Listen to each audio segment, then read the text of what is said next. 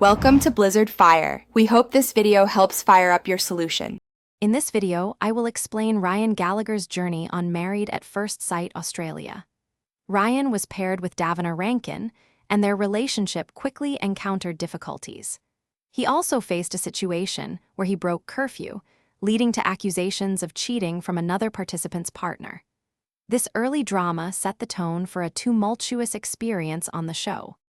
The most significant event in Ryan's MAFS journey was Davina Rankin's affair with Dean Wells. Davina secretly met with Dean, planning to leave their respective partners. When Ryan learned of this betrayal, he was deeply hurt and publicly stated he felt like an idiot and a dipstick for not seeing it coming. This revelation marked a major turning point in their on-screen marriage. After MAFS, Ryan continued to speak about his experience.